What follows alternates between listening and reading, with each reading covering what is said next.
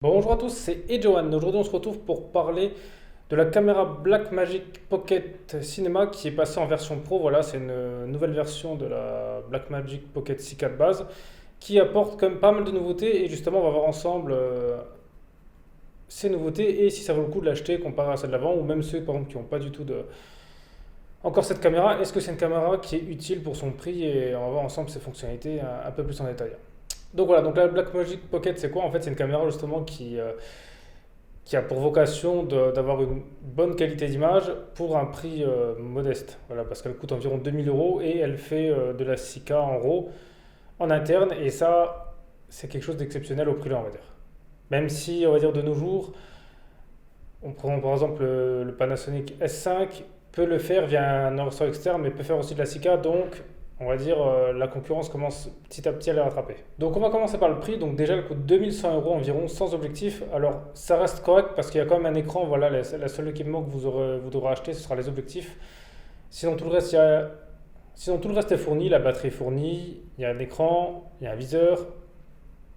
Donc voilà, ce sera juste des objectifs à acheter et ça sera des objectifs Canon, donc c'est une très bonne chose parce que Canon a de très bons objectifs. Voilà, leur gamme est vraiment très large, donc il y aura vraiment pour tous les budgets et pour tout ce que vous voulez faire. Voilà, je pense que vous pourrez trouver vraiment un objectif qui vous correspond à vos besoins. Donc maintenant, on va un peu parler des performances. Donc déjà, c'est un capteur Super 35. Alors le Super 35, c'est un capteur qui est plus gros que le micro 4 tiers, mais qui est plus petit que la PSC.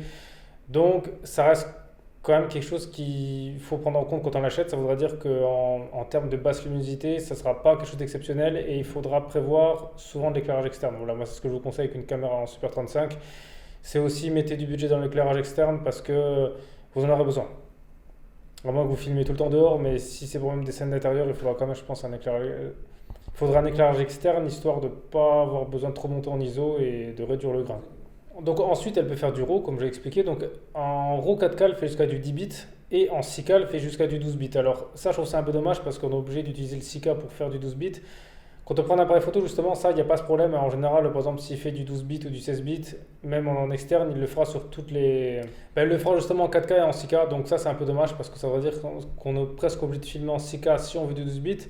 Et le 6K, pour moi, c'est quelque chose qui est vraiment indispensable parce que si on filme en 6K, quoi qu'il arrive, on sera obligé de recadrer dedans ou même si on fait du downscale, il y aura une meilleure qualité de 4K, mais bon, c'est pas non plus quelque chose, on va dire, de forcément utile comparé par exemple si on fait un downscale en 8K. Donc pour moi, c'est une petite contrainte parce que ça voudra dire qu'il faudra soit faire ça, soit recadrer tout le temps dans nos images et ça peut être un peu une perte de temps ou quelque chose qui n'est pas forcément utile à faire. Donc pour moi, ça c'est un petit défaut.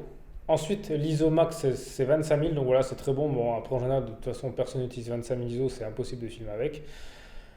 En port carte mémoire, donc elle a du SD-UH S2 et un CF Express. Donc ça c'est top parce que moi le CF Express ça permet d'avoir des grosses cartes et de ne pas être embêté de devoir mettre un enregistreur externe justement pour pouvoir filmer en RAW ou d'autres fichiers. Donc ça c'est déjà top, c'est qu'on peut tout mettre sur l'appareil.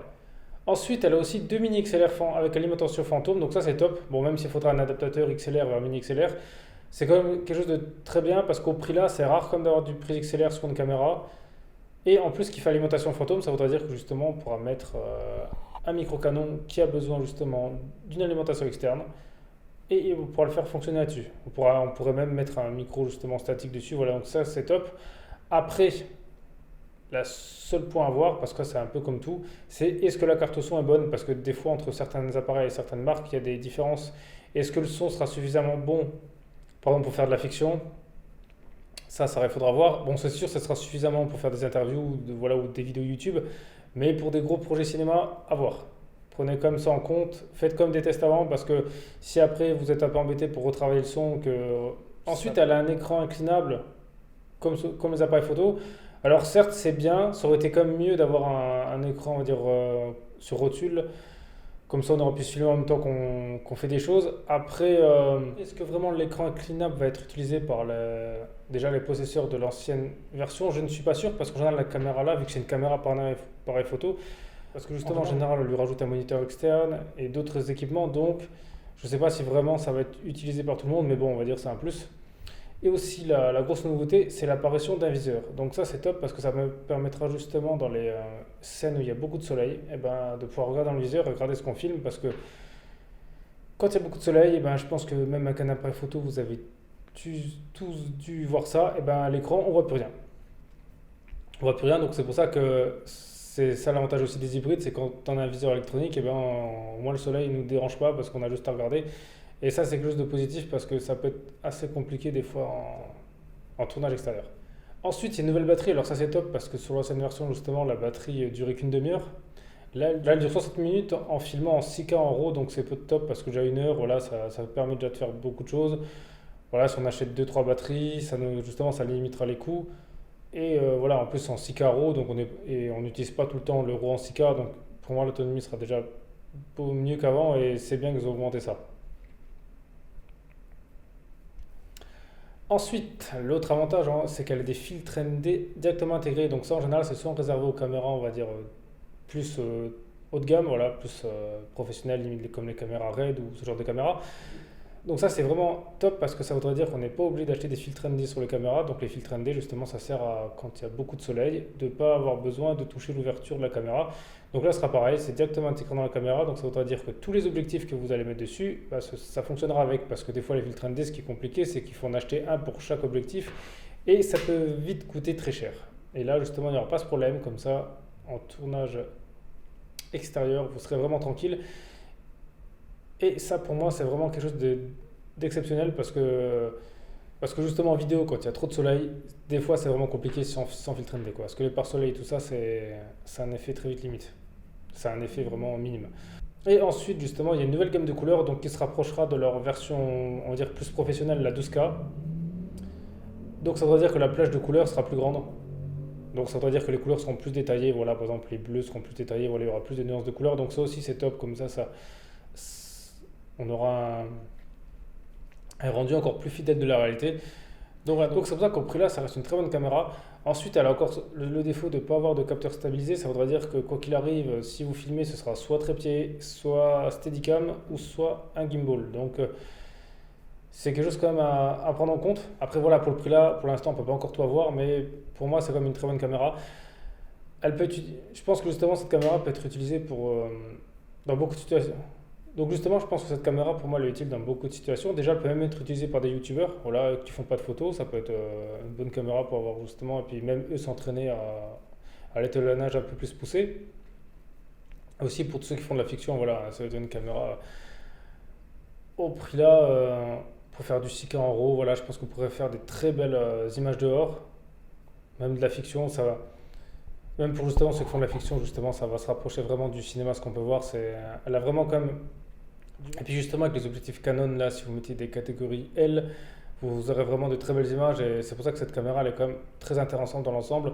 Elle a des petits défauts, mais on va dire qu'au prix là, pour moi, c'est quand même le meilleur rapport qualité-prix. Il vaut mieux limite, si vous êtes que vidéaste, vaut mieux limite acheter ça que par exemple d'acheter un. Vaut mieux limite acheter ça que limite acheter un S1 ou un S5 ou un GH5, voilà, ou ce genre d'appareil. Je pense que justement cet appareil c'est vraiment orienté vidéo et vous n'aurez pas besoin de vous encombrer d'enregistreurs externes. Donc ça c'est déjà quand même un gros point positif parce que les appareils photo c'est souvent leur problème, c'est qu'il faut souvent avoir un enregistreur externe pour pouvoir en profiter pleinement, quoi. Pour moi, le seul truc qui me freine avec cette caméra, c'est qu'elle est vraiment optimisée pour le logiciel DaVinci Resolve. Alors oui, c'est un très bon logiciel, mais personnellement, je préfère utiliser la suite Adobe. Parce qu'il y a des fonctionnalités, pour moi, c'est un peu plus ergonomique. Voilà, après, c'est une question de goût, hein. Et que les RAW de la Blackmagic, je crois qu'il faut les passer par un autre logiciel pour pouvoir les utiliser dessus. Donc ça, c'est un peu dommage. Alors c'est sûr que c'est la marque qui le crée, mais après, c'est à vous de voir. Si par exemple, vous êtes déjà utilisateur de DaVinci Resolve, ben voilà, foncez sur cette caméra sur le coup. Si par exemple, vous utilisez d'autres logiciels de montage, donc justement, regardez quand même ce qu'il faut pour pouvoir les lire sur tous les logiciels, parce que des fois, il faut passer par un petit plugin, un petit module pour pouvoir lire les RAW sur d'autres logiciels. Donc voilà, ça c'est quelque chose quand même à prendre en compte, histoire d'éviter des mauvaises surprises. Donc voilà, après justement, vous dites-moi dans les commentaires si vous êtes déjà possesseur de l'ancienne version, si celle-là vous intéresse, ou si vous avez... Donc voilà, parce que c'est toujours intéressant Donc je pense que ceux qui ont déjà la version normale, je suis pas sûr qu'ils vont l'acheter, parce que bon, il y a quand même des nouveautés, mais est-ce que ça vaut le coup de remettre 2000 € pour ça? Mais par exemple, ceux qui en ont aucune, franchement, j'ai été un œil, ça peut être vraiment une bonne alternative à justement un appareil photo plus classique. Donc voilà, sinon merci à tous d'avoir regardé cette vidéo, c'était Edgeone, on se retrouve très vite pour une prochaine vidéo.